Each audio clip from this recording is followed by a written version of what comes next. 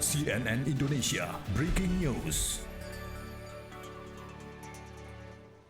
Ya, kita lanjutkan breaking news. Saya akan berdiskusi soal penerapan PSBB di ibu kota yang kemudian juga ada aturan jerat hukum soal aturan sosial ini. Saya mungkin ke Pak Agus Pambagio terlebih dahulu. Pak Agus, dari kacamata Anda, dari yang Anda lihat bagaimana Pak soal PSBB di ibu kota, mulai dari aturan-aturannya sampai dengan kemudian ada sanksi jeratan hukum bagi pelanggar ini seperti apa? Apakah tepat atau tidak sebetulnya? Ya kan sudah ditetapkan. Kalau saya kan dari dulu setujunya dengan karantina, tapi kan sudah dipilih oleh negara yaitu PSBB.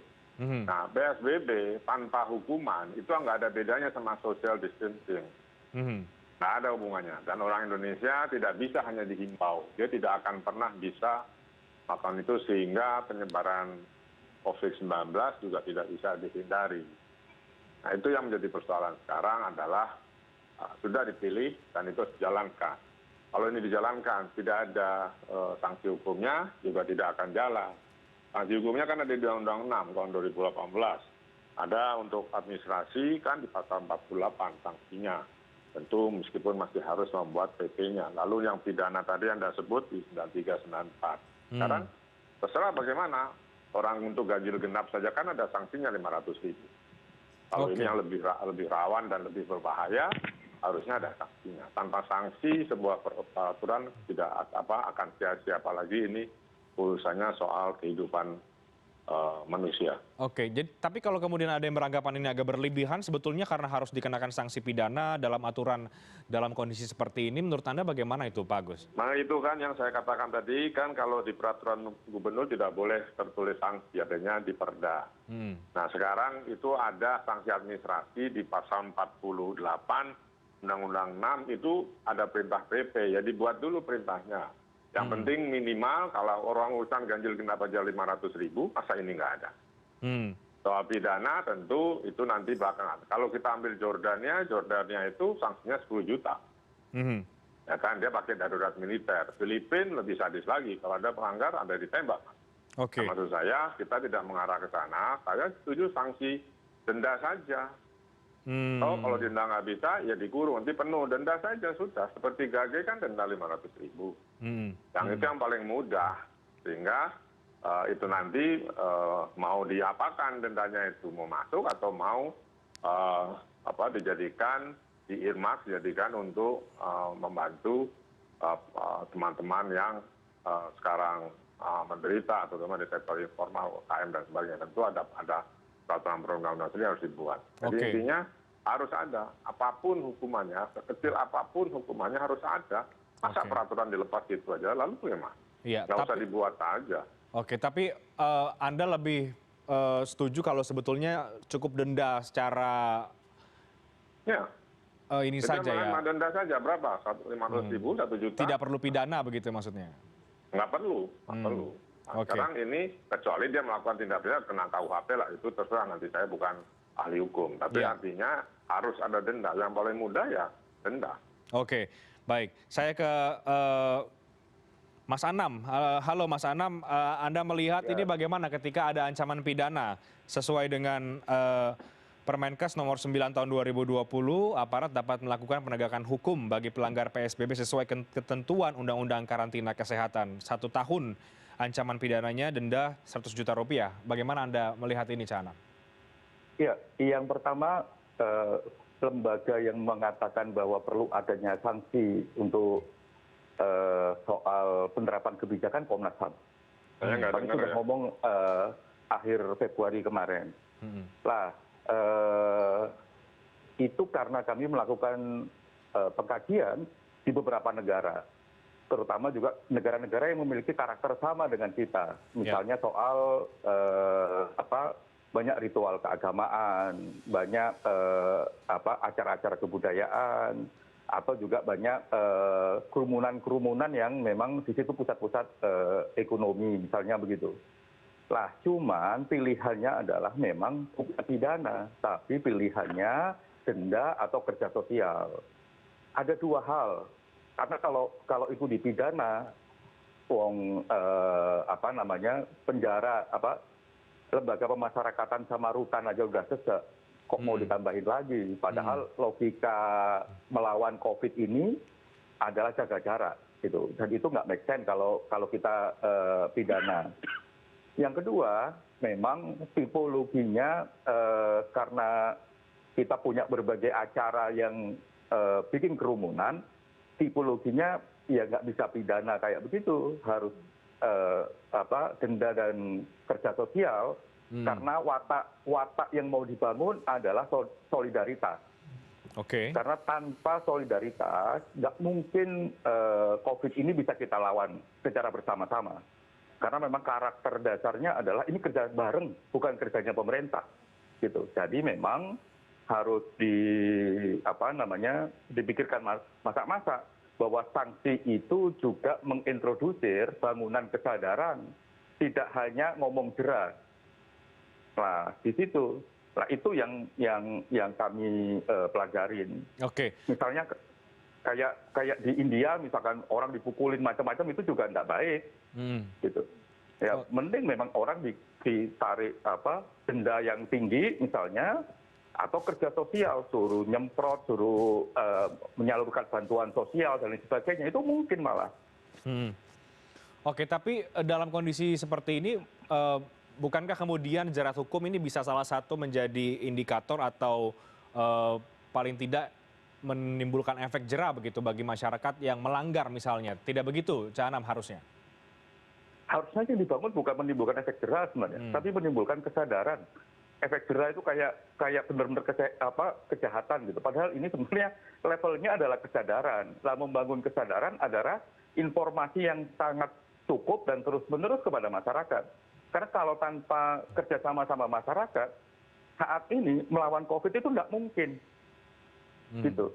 Jadi tagline-nya itu harus begini, COVID ini musuh kita bersama, kesehatan kebutuhan kita. Gitu. Itu yang terus-menerus kita harus kencangkan. Karena kalau berangkat dari misalnya kalau dari India yang secara kasat mata di media sosial bisa kita lihat bagaimana koersivitas dari polisi mereka misalkan, atau kita melihat kebandelan masyarakat di beberapa negara di Eropa sehingga banyak jatuh korban misalnya karena terus-menerus keluar dari rumah. Nah, dua contoh itu bisa kita introdusir terus-menerus. Pilihannya apa? Mau kayak India? Ya kita pasti akan menolak. Apakah kayak beberapa negara di Eropa yang juga bandel? Kita juga pasti menyayangkan sikap kayak begitu. Nah, titik tengahnya adalah sanksi tetap harus ada, ya kan? Itu nggak boleh kita negosiasikan lagi. Sanksi harus ada, tapi model sanksinya dan paradigma memberikan sanksinya yang harus berbeda. Oke.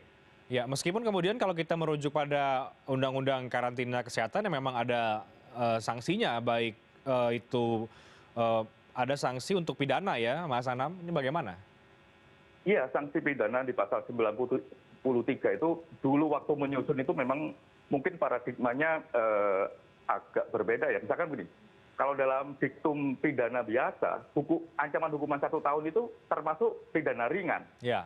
Tapi denda 100 juta itu termasuk bagian dari pidana biasa, bukan pidana ringan. Nah ini memang agak kontradiksi sebenarnya. Oleh karenanya sebenarnya dulu waktu awal-awal kita dorongnya adalah karantina dan perpu gitu loh.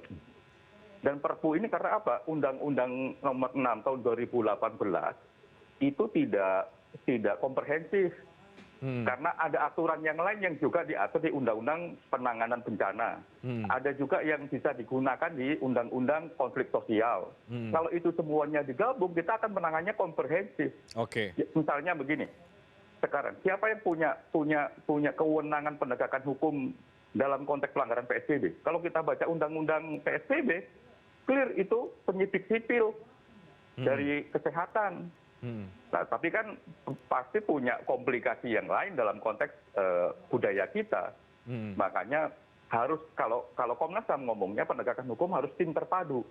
Di situ ada PPNS, ada kepolisian, mungkin juga ada Satpol PP, atau yang lain yang bisa memastikan bahwa PSBB ini berjalan dengan tertib, ya kan, dengan tegas, dengan disiplin, tapi juga di sisi yang lain membangun kesadaran bahwa COVID ini musuh kita bersama dan kesehatan adalah kebutuhan kita bersama. Gitu. Oke, baik. Kita jeda terlebih dahulu ya, Mas Anam dan juga Pak Agus. Oke. Nanti kita akan bahas kemudian karena ini sudah ada aturannya dan memang sudah ada sanksi pidananya. Ini kira-kira bagaimana kemudian penerapannya? Apakah ini bisa efektif atau tidak sebetulnya untuk bisa menimbulkan efek jera atau berupa sanksi begitu dalam kondisi seperti ini? Dan bagaimana kemudian Pak Agus melihat pelaksanaan PSBB hari pertama di ibu kota, dari pantauan Anda atau dari Anda pantau sebenarnya bagaimana? Kita bahas usai jeda berikut, kami akan segera kembali sesaat lagi. CNN Indonesia Breaking News.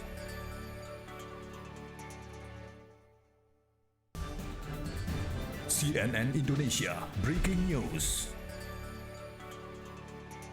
Ya, Anda kembali bersama kami. Kita masih membahas soal jerat hukum aturan sosial dalam masa PSBB yang berlaku di ibu kota. Saya ke Pak Agus sekarang. Pak Agus, tadi Mas Khairul Anam dari Komisioner Komnas HAM kurang lebih punya pendapat yang sebenarnya hampir sama begitu. Lebih baik tidak menggunakan sanksi berupa sanksi pidana. Karena dalam situasi seperti ini bukan pendekatan sanksi pidana yang dianggap bisa membantu dalam situasi pandemi COVID-19 seperti ini. Tapi kan ini sudah ada aturannya ya Pak Agus. Jadi kalaupun ini diterapkan menurut Anda ini jatuhnya apakah akan efisien, apakah akan efektif, atau ini lagi-lagi hanya sekedar sanksi saja tapi di lapangan bisa jadi kemudian penegakannya tidak tegas begitu? Ya harus ditegakkan. Kalau nggak ditegakkan ngapain diatur? Nggak usah dibuat aturan aja. Gampang kan? Ketika itu diatur, ini masalah urgensi yang sangat tinggi. Sudah diatur, tidak diterapkan, nggak usah diatur aja. Bikin repot soalnya kan. Saya hampir tiap hari, sampai 5-10 kali diwawancara gini, nggak dijalankan, ya percuma aja, bubarin aja aturannya. Gampang kok. Oke, tapi dari Anda lihat, paling tidak sepanjang hari ini sebetulnya soal penerapan PSBB bagaimana dari Anda lihat, Pak Agus? Tadi saya coba, saya jalan naik mobil, saya di satu tempat di Jakarta Selatan, saya sengaja duduk di depan dengan supir saya, terus dicegat kepolisian, disuruh pindah ke belakang, berarti jalan. Oke. Artinya itu masih berjalan dari Anda lihat sendiri begitu ya? Iya, saya duduk sengaja, saya duduk depan, saya bilang coba putar di sana, itu ada polisi, kita lewat depannya. Saya di stop. Terus pindah ke belakang, pakai masker, ya jalan. Itu kan baru awal-awal. Setelah itu harus dikenakan sanksi dong. Sudah tidak boleh. Mobil sedan hanya berdua, satu harus di belakang. Kalau yang SUV 4, tapi 1, 2, 1. Itu harus jelas. Kalau tidak ditekankan, orang Indonesia itu sangat hobi melanggar dan cuek. Dia akan taat ketika dia kena pada dirinya. Kalau tidak, dia cuek, nggak peduli. Kan 95% dari kita aja SIM-nya beli atau aspal atau apa kan, tidak ada yang jarang sekali yang ujian langsung. Oke. Nah, jadi itu ciri-ciri bahwa kita memang tidak taat, makanya kerjakan. Kalau tidak, nggak usah diterapkan, bubarkan aja. Jangan sampai kemudian sanksi ini hanya sekedar tulisan saja ya, tapi kemudian pelaksanaannya tidak dilaksanakan. Kalau demikian tidak perlu dibuat tadi. Selain sanksi kan juga harus ada bantuan sosial dan sebagainya itu dikerjakan. Ini sudah hari keberapa? Harusnya sudah minggu lalu yang itu dikasih makan, bantuan sosial baik Pemda maupun pusat, karena orang sudah lapar. Kalau terjadi apa-apa, bagaimana? Negara harus membiayai makan itu. Oke. Tapi kalau kita lihat dalam konteks atau paradigma hari ini, dalam konteks masalah pandemi wabah begini, tadi kan kalau menurut dari Mas Anam, rasa-rasanya kurang tepat kalau kemudian menggunakan instrumen pidana begitu. Iya kan saya juga tadi katakan jangan pakai pidana dulu, pakai denda aja. Di semua negara juga didenda kok. Apa susahnya? Lebih mudah kan? Denda nggak mau bayar, orang lagi susah. Ya orang supaya dia harus hati-hati, supaya tahu dia uangnya terbatas, supaya tidak denda harus hati-hati. Ketika dia melanggar ya harus bayar denda. Oh kita kan bernegara, katanya mau baik. Kalau ngemplang lagi bilang saya saudaranya jenderal ini, saya saudaranya menteri ini, ya repot lah. Iya, iya. Ya, meskipun kemudian konsekuensinya ada sejumlah masyarakat yang terdampak ya, misalnya katakanlah seperti ojek online begitu yang harus terdampak secara finansial, secara keuangan karena Ya ada semua aturan-aturan terdampak ini. bukan Ya. hanya ojek saja Mas. Kenapa selalu negara dan sampean dari wartawan juga selalu mengatakan ojeknya. Semua angkutan umum terdampak, semua manusia kita terdampak. Ya. Tapi berlebihan pelindungannya kepada online. Itu harusnya si aplikatornya bertanggung jawab karena dia yang membesarkan sampai segitu besar. Gitu. Oke, oke. Baik, saya ke Mas Hoirul Anam lagi. Baik, Mas Anam, bagaimana Anda melihat kemudian karena ini sudah menjadi satu aturan tersendiri begitu ya. Artinya kalaupun ada sanksi pidana begini tidak bisa membantu begitu besar atau tidak cukup efektif diterapkan ya, atau bagaimana? Iya, nggak akan efektif, malah nambah persoalan. Oke, Dan seperti perlu apa diingat menambah persoalan sebenarnya, itu bagaimana maksudnya? loh, kalau orang di penjara, memang sidangnya kapan? Wong sidang online aja masih diatur. Terus maksudnya kalau dia ditahan, memang tahanannya ada ruangannya, kan nggak ada. Nah, makanya sebenarnya kalau ini saya luruskan nih, pasal 93 di Undang-Undang Nomor 6 tahun 2018 itu atau denda. Jadi atau dendanya bisa diterapkan. Tinggal memang Menkesnya sebagai penanggung jawab di PP bikin aturan yang lebih konkret. Misalnya layernya apa misalnya. Kalau dia keluar rumah kena berapa? Kalau dia sendirian kena berapa? Kalau rombongan kena berapa?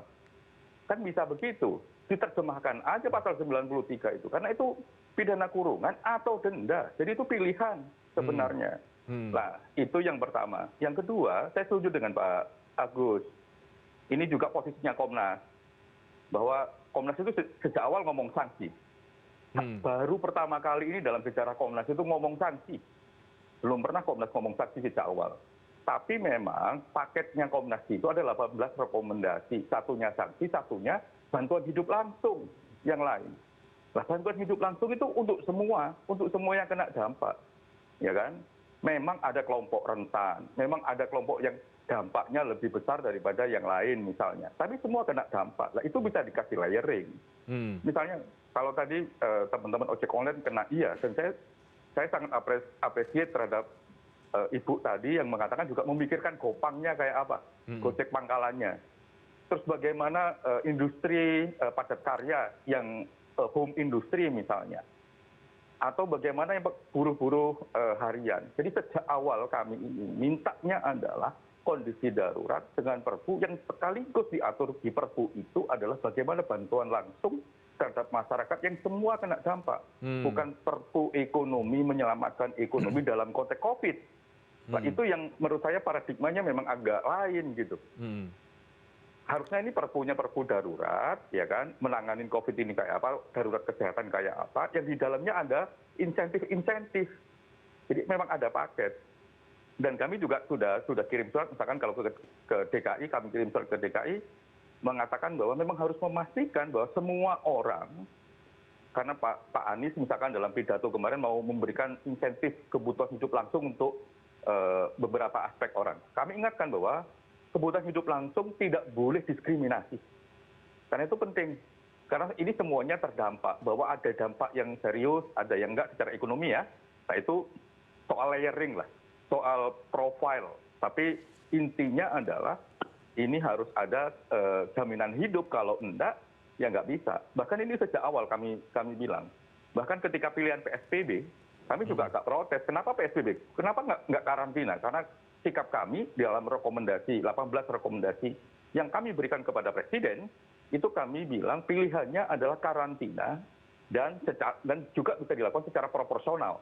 Gitu. Nah, karena karantina di situ ada jaminan hidup. Gitu. Kalau PSBB kan enggak. Walaupun pada akhirnya ada bagian yang mengatakan bahwa penetapan PSBB memperhatikan kebutuhan pokok masyarakat. Penduduk kalau istilah di PP-nya. Yeah.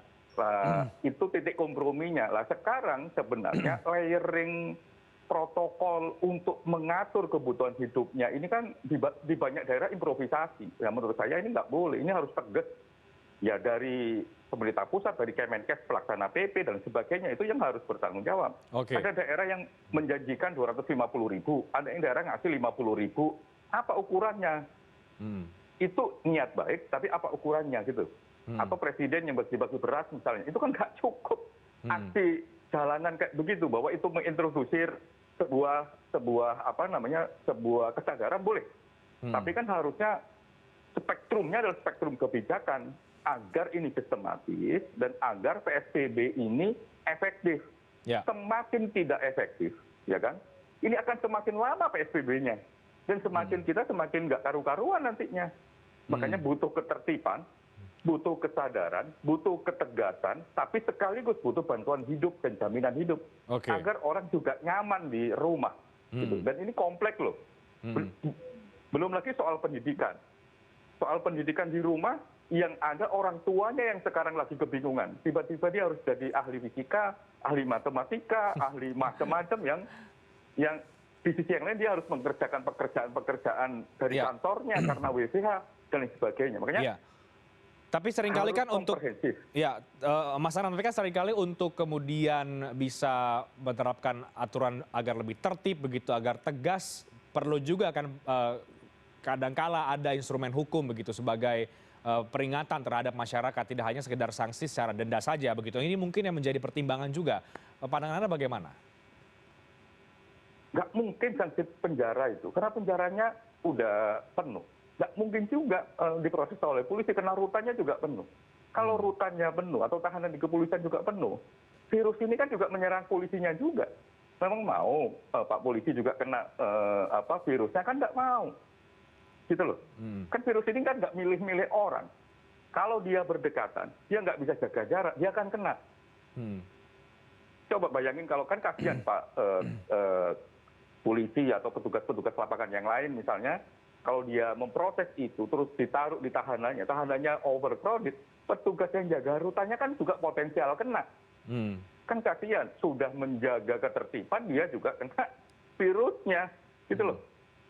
Jadi memang semuanya memang harus tertib gitu. Kasih sanksi, sanksinya ya denda itu. Gampangannya misalnya begini, kan kita sudah mulai lumayan tertib nih soal administrasi kependudukan. Kasih catatan misalnya, ketika memang penerapan dikasih sanksi, kalau pembayarannya bisa hitung waktu lah, misalnya bangun mekanismenya. Nggak mungkin bisa ngurusin KTP misalnya kalau nggak bayar dendanya, kan bisa kayak begitu. Tapi orang harus dikasih ketaatan di situ.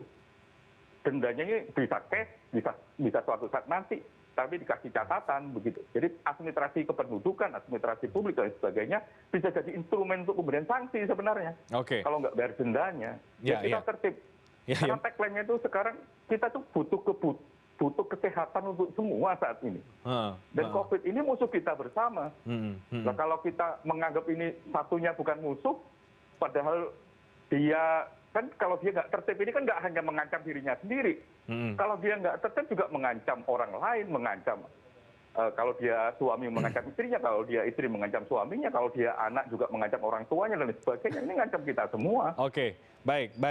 Mas Anam tahan dulu, saya ke Pak Agus. Pak Agus, tadi saya bantu untuk kembali menjelaskan. Tadi apa yang disampaikan oleh Mas Anam dari Komnas HAM adalah kemudian sulit untuk menjadi efektif ada sanksi secara pidana ini. Mungkin juga sama dengan apa yang Anda sampaikan tadi.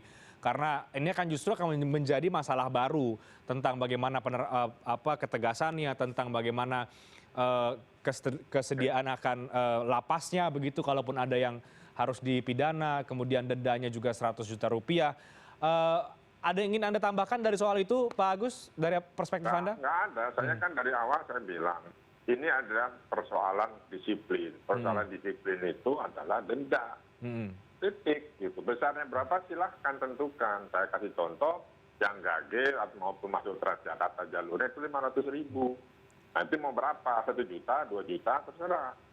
Saya contohkan di negara kecil seperti Jordania itu 10 juta. Atau di negara lain di Jepang juga ada berapa, saya agak lupa angkanya. Semuanya denda. Nah sekarang tinggal terserah, Italia pun denda, Jerman pun denda.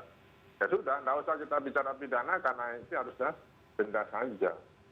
Tapi itu harus ada. Kalau itu tidak ada, oke lah. Seminggu ini kita tidak hanya dipersuasi. Setelah itu denda. Kalau nggak percuma, kita membuat peraturan mana istilah berbelit-belit selama 1,5 bulan dan kita lalu merebak seperti sekarang. itu nggak bisa nggak didenda. Ya karena sudah menjadi sebuah aturan, jadi ya sudah diterapkan. Meskipun mungkin di awal-awal masih sebatas ditegur begitu seperti tadi ada alami ya Pak Agus. Ya, Ya. ya ditegur aja. Setelah itu ya harus didenda. Kalau enggak gimana? Ya. Dan pembayarannya juga dilihat, jangan terima gitu nanti dikantongi lagi, langsung bayar online saja kemana terserah.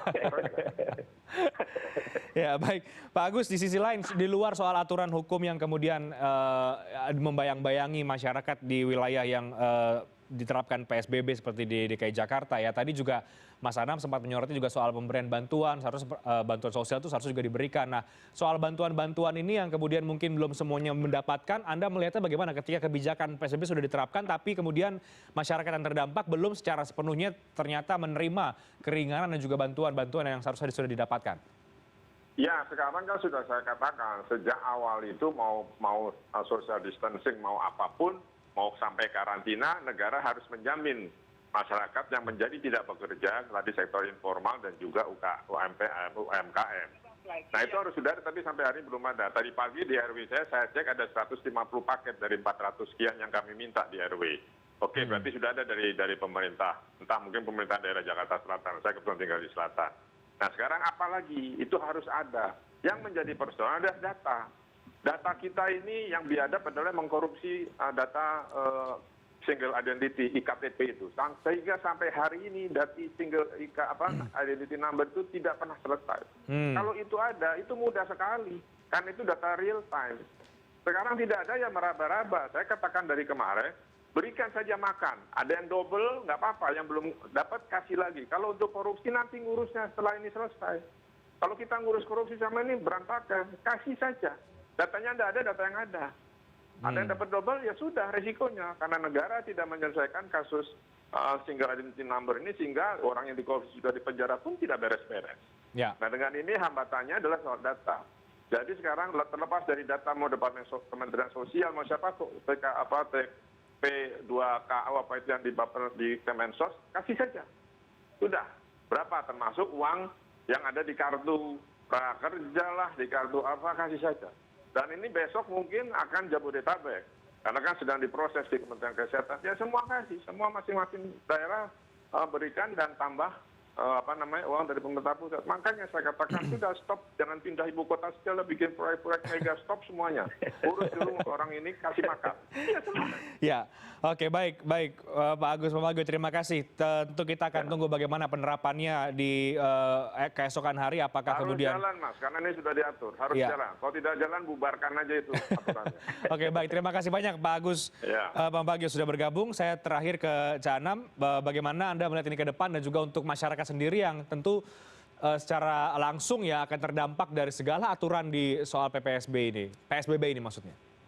Iya, yang pertama begini, sebelum adanya PSBB, himbauan-himbauan untuk jaga jarak sudah ada.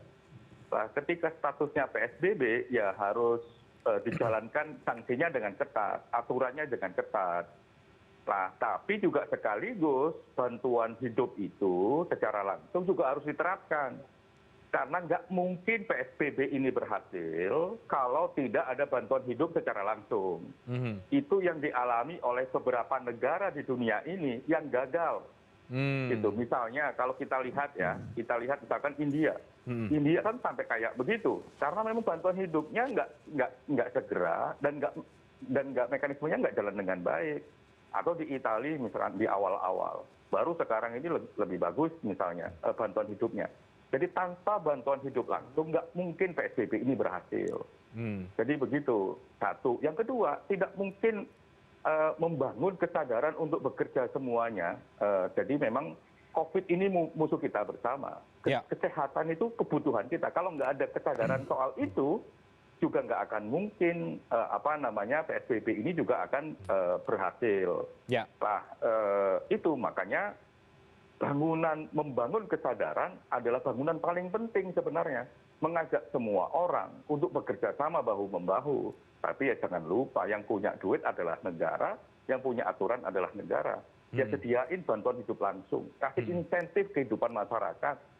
Ya kan, bebas. Kalau kemarin sudah ada tagline PLN misalnya, ya dipastikan dengan baik misalkan. Sehingga masyarakat ketika nggak bekerja, tinggal di rumah, dengan tenang. Kalau Ya. Pak Jokowi misalkan bekerja di rumah, belajar di rumah, beribadah di rumah, membangun 3 hal itu, poin paling penting adalah bantuan hidup langsung harus dipastikan menyasar semua orang. Ya. Tanpa itu nonsen kita akan ngomong keberhasilan. Ya. Kalau ini nggak berhasil saat ini kan 14 hari nih, kalau DKI bisa nambah lagi dan semakin lama. Kalau semakin lama, keuangan yang kita keluarkan juga semakin besar. Dan keresahan masyarakat juga semakin besar. Itu. Baik, kita lihat bagaimana penerapan sanksi ini di dalam kurun waktu PSBB ini, Cak Anam. Terima kasih dan kita tentu akan juga tunggu dan kita dorong bersama untuk pemerintah untuk memberikan bantuan terhadap masyarakat yang terdampak karena wabah COVID-19 dan juga aturan PSBB ini. Terima kasih banyak Mas Hoirul Hanam, Komisioner dari Komnas HAM. Terima kasih. Kami harus jeda terlebih dahulu, kami akan segera kembali sesaat lagi, tetap bersama kami di CNN Indonesia Breaking News. CNN Indonesia Breaking News.